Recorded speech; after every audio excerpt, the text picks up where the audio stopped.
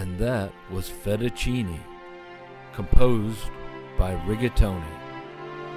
Thank you for joining NPR, Not Public Radio. Clean Air is next with your host, Natasha Snoot.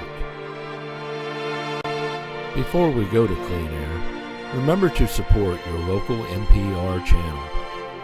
NPR, Not Public Radio, provides the best in culture, quality programming, leftist groupthink, and socialism available today, and we do it all commercial-free.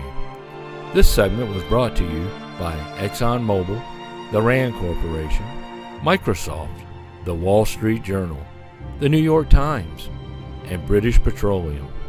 And now, to Clean Air. Welcome to Clean Air. I am Natasha Snoot, your host. Today we are interviewing Eric. Eric is going to tell us about his battle with alcohol and how Nancy Pelosi helped him kick the habit. Eric is on the line now. Hello, Eric. Hello, Natasha. It's good to be with you. Eric, tell us your story. It's a long story, but I'll try and condense it for you. About a year ago, it was actually the end of last summer, my boss flew me all the way to Philadelphia to make a sale to a client. I spent 6 hours in the client's office making my best pitch. After 6 hours with this jerk, I make no sale. I call my boss back in Baltimore. He's really ticked off. So I leave the client's office dejected, and I go back to my hotel room. When I'm back in the hotel room, I want to pick me up. So I decide I'm going to call my girlfriend Barbara. Maybe she'll give me some reassurance that things will be better. So I call Barbara. Some guy answers the phone. He says, "Who are you?" I'm taken aback. So I come back at him. I said, "Well, who are you?" Well, come find out, it looks as though Barbara had a guy on the side. Or maybe I was the guy on the side. I don't know. Whatever it was, me and Barbara was over. I knew it right then. So I sat on my bed and I just stared at the window. Continue on with the story. I was tired and I was dejected. I thought the only solution would be to tie one on. Go out and get as drunk as you can. Try to forget about the day. Try to forget about the job. Try to forget about Barbara. So I leave the hotel and I get a cab and I said, "Take me to a party." The cab driver says, "Well, we got a convention going on in town. Why don't you see if you can go there? Are you a Democrat?" "I'm not a political guy at all," I said, "but if they're having a party, I'll go." Uh-huh. So the cab driver takes me to this place. Looks like one heck of a shindig going on. I'm looking. Man, the ladies are pouring in. I can see inside the door. Looks like the booze is flowing. Everyone's having a good time. Looks like my kind of place. Free booze and a good time. Uh-huh. I waited until the doorman was distracted. As soon as he turned his head, I slipped in. Sure enough, I was right. The party was banging. Drinks, drugs flowing, but I'm not a drug guy, so I stuck to the booze. Lots of it. Lots of free booze.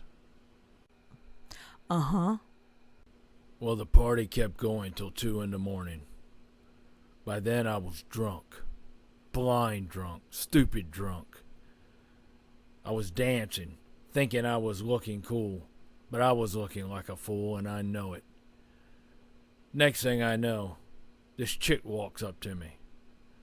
I can't even hardly see her. I'm seeing double.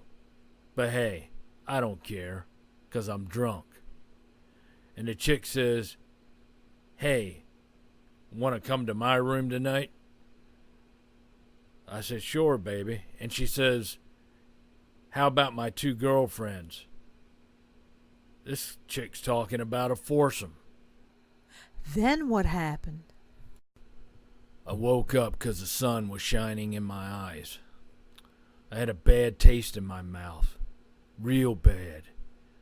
My tongue felt like sandpaper. My mouth was as dry as the desert. My tongue stuck to the roof of my mouth. I felt nausea. And that's when I realized what I had done. I looked to my left, and there was Nancy Pelosi to the left of me in the bed. She looked at me with those empty eyes and started humming, "Do That to Me One More Time." Uh-huh. I threw up in my mouth, and I took my leg and I kicked Nancy Pelosi off the side of the bed. Suddenly there was a blood-curdling scream behind me. It went down my spine like an Arctic wind. I turned and looked to the other side of me. Maxine Waters was there. She had this weird-looking wig, looked like she had a poodle on top of her head. Her face looked like a grotesque mask from a Halloween store. I ran for the bathroom as quickly as I could. I got on my knees and I threw my guts up. Then what happened? I started to run from the room. That's when Dianne Feinstein called out from the bed, "Honey, where are you going?" I ran as hard as I could. I ran out onto the street and I found a cab. The cab took me back to my hotel room. I showered 6 times and I still couldn't wash the ick off of me. It was then that I knew it was a life-turning moment. I would never drink again. Uh-huh. I understand you were treated for PTSD after that. That's right, Natasha. To this day, I still have nightmares. So, Eric, you can say that Nancy Pelosi, Maxine Waters, and Dianne Feinstein saved your life from substance abuse. Well, I guess you can look at it that way. Either way, don't drink. You'll see things you can't unsee. You'll have memories you can't forget. Don't do it. It's not worth it.